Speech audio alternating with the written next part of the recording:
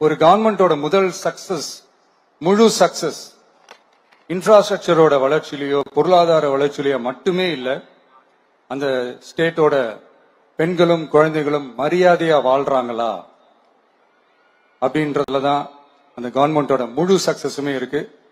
அதோட சேர்ந்ததுதான் மற்ற எல்லா வளர்ச்சியும். அதுலயும் நாங்க கவனம் ஃபுல் கான்சென்ட்ரேட் பண்ணுவோம். பெண்களை பத்தின சில செய்திகள்லாம் கேட்கும் போது உண்மையிலேயே மனசு பதறுது, கண்ணு கலங்குது, அது கண்ட்ரோல் பண்ணவே முடியல. ஏன்னா நடக்கிற கொடுமைகள்லாம் யாருக்குங்க? நம்ம குடும்பத்தை சேர்ந்தவங்க தானே. எப்படி மனசு பதறாம இருக்கும்? அதனால பெண்களுக்கு எதிராக இதெல்லாம் ஏன் நடக்குது, எதுக்கு நடக்குதுன்றது மத்தவங்க மாதிரி ரீல்ஸ்லயும் இன்ஸ்டாலையும் தேடிட்டு இருக்க முடியாது. ரியாலிட்டிய புரிஞ்சுக்கணும். சோ இந்த பிரச்சனைகள்லாம் ஏன் நடக்குது அப்படின்றத அனலைஸ் பண்ணி பார்க்கும்போது சுத்தி சுத்தி பாத்தீங்கன்னா ஒரே இடத்துலதான் வந்து நிக்குது. போதை பொருள் நடமாட்டம், அதை வேரோட பிடுங்கி எறியணும். இது வந்து 2026 போன மாசம் மே மாசம் 10ஆம் தேதி இந்த பிரச்சனை புதுசா முளைச்சு வந்துடல. இது பல வருஷமா இருக்கிற பிரச்சனை. பல வருஷமா இதை கண்டுக்காம விட்டதுதான் அந்த வேர் இவ்வளவு ஆழமா பரவி இருக்குது. இத பல வருஷமா கண்டுக்காம விட்டது யாருன்றது நான் சொல்லிதான் உங்களுக்கு தெரியணும்னு அவசியம் இல்லை. அது உங்களுக்கே நல்லா தெரியும். இப்ப அதை பத்தி பேசியும் பிரயோஜனம் இல்லை. ஒரு சில நிகழ்ச்சி மட்டும்தான் மனசுக்கு ரொம்ப நெருக்கமா ஃபீல் பண்ணும். அதை நினைச்சாலே ரொம்ப சந்தோஷமா ஃபீல் பண்ணும். அப்படிப்பட்ட ஒரு நிகழ்ச்சி தான் இன்னைக்கு இந்த சிங்கப்பெண் சிறப்பு படைய தொடங்கி வைக்கிற இந்த நிகழ்வு. உண்மையிலே மனசுக்கு ரொம்ப நெருக்கமான ஒண்ணு, சந்தோஷமான ஒண்ணு. நம்ம பாட்டி, அம்மா, அக்கா, தங்கைகள், ஒவ்வொரு வீட்டில் இருக்கிற பெண் குழந்தைகள், இவங்க எல்லாருக்குமான பாதுகாப்பை உறுதி செய்வோம்னு சொன்னோம். ஆனா அது வந்து எலெக்ஷனுக்காக மட்டுமே கிடையாது. மனசுல இருந்து நிஜமா உண்மையா உணர்வு பூர்வமா சொன்னதுதான். பெண்களுக்கு எதிரான இந்த கொடுமைகள்ல நமக்கு எப்பவுமே 0 டாலரன்ஸ் தான். அதுல ரொம்ப உறுதியா இருக்கிறோம். சோ சொன்னது எல்லாமே செய்யணும். கொஞ்சம் கொஞ்சமா படிப்படியா அதை செயல கொண்டு வரணும். அதுல ரொம்ப தெளிவா இருக்கிறோம்.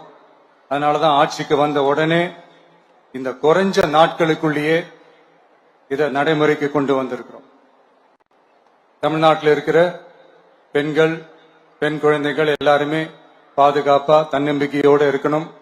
அதுக்கான முதல் கட்டம் தான் இந்த ஸ்டெப்.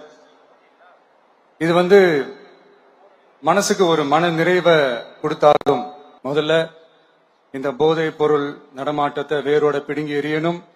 அப்படி எரிஞ்சாதான் இந்த பெண்களுக்கான இந்த சேஃப்டி ரொம்ப ஸ்ட்ராங் ஆகும். இது ரெண்டுமே ஸ்ட்ராங் ஆனாலே ஆட்டோமேட்டிக்கா சட்டம் ஒழுங்கும் சரியாகும். இந்த 3 விஷயம் சொன்னல, இந்த போதை பொருள் நடமாட்டம், பெண்களுக்கு எதிரான இந்த கொடுமை, இந்த சட்டம் ஒழுங்கு, இது 3மே ஒண்ணுக்கு ஒண்ணு இன்டர்லிங்க்ட் தான். இதுவும் இப்ப புதுசா வந்த பிரச்சனை கிடையாது. பல வருஷமா இது இன்டர்லிங்க்டா தான் இருக்குது. இதெல்லாம் ஏன் எதுக்குன்றது இப்ப முக்கியம் இல்லை. இது எப்படி சரி செய்ய போறோம்ன்றது தான் முக்கியம். பட் அதே நேரத்துல இன்னொன்னையும் நம்ம மனசுல எடுத்துக்கணும். இந்த பெண்கள், பெண் குழந்தைகளுக்கான இந்த பாதுகாப்பு இது வெறும் சட்டம் ஒழுங்கு சம்பந்தப்பட்டது மட்டும்தானா அப்படின்னு கேட்டீங்கன்னா இல்ல. இது சமூக ஒழுங்கும் சம்பந்தப்பட்டிருக்கு. சமூக ஒழுகல தனி மனித ஒழுங்கும் சம்பந்தப்பட்டிருக்கு. தனி மனிதன் ஒழுங்கா இருந்தாலே அந்த சமூகம் தன்னால மாறும். ஒரு கட்டுப்பாட்டோட ஒரு பொறுப்பா இருந்தாலே இந்த மாதிரி பல பிரச்சனைகளை நம்ம கண்ட்ரோல் பண்ணலாம்.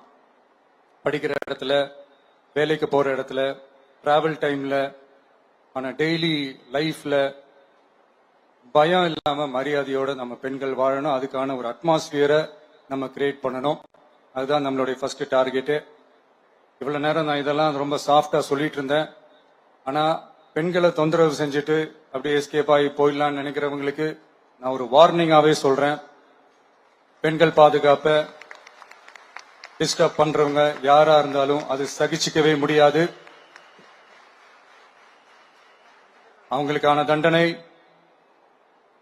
அவங்களுக்கான தண்டனைக்கான அந்த நடவடிக்கைகள் எல்லாமே போலீஸ் டிபார்ட்மெண்ட்ல இருந்து ரொம்ப கடுமையான ஒரு தண்டனையா இருக்கும். கடுமையான ஒரு நடவடிக்கைகளா இருக்கும். அந்த தண்டனை, அவங்களுக்கான அந்த சார்ஜ் ஷீட் எல்லாமே ரொம்ப ஃபாஸ்டா ஸ்பீடா அது செயல்படுத்தப்படும். என்ன ஒண்ணு, அந்த ஸ்பீட்ல நிரபராதிகள் யாரும் தண்டிக்கப்பட்டிருக்கூடாது. இதையும் காவல் அதிகாரிகள் மைண்ட்ல எடுத்துக்கணும். தப்பு செஞ்சவங்களுக்கு மட்டுமே அந்த உண்மையான கடுமையான தண்டனை கோர்ட் மூலியமா வாங்கி தரணும்.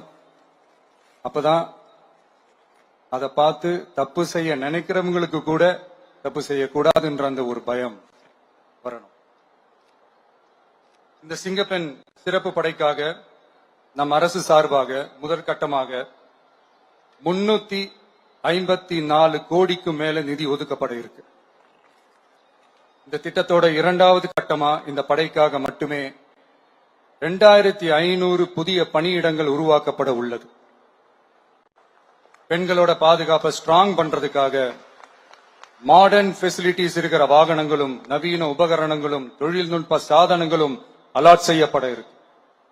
ஆல்ரெடி உமன் சேஃப்டிக்காக செயல்படுற அமைப்புகளுக்கு அடிஷனல் ஸ்ட்ரென்த் அண்ட் சப்போர்ட்டா இந்த சிங்கப்பெண் படை செயல்படுங்கிறத மீண்டும் வலியுறுத்தி சொல்ல விரும்புறேன். பெண்களுக்கு எதிரான குற்றங்கள் நடக்கிறதுக்கு முன்னாடியே அதை தடுக்கிற காவல் நடவடிக்கையில இந்த படை முக்கிய பங்கு வகிக்கும். ஃபீல்ட் ஒர்க்ஸ் அண்ட் பிரிவென்டிவ் ஆக்ஷன்ஸ்ல இந்த படை ஈடுபடுறதால அனைத்து மகளிர் காவல் நிலையங்கள் எல்லாம் வழக்கு விசாரணையிலும் குற்றவாளிகளுக்கு தண்டனை வாங்கி தர்றதிலையும் இன்னும் அதிக கவனம் செலுத்த முடியும்.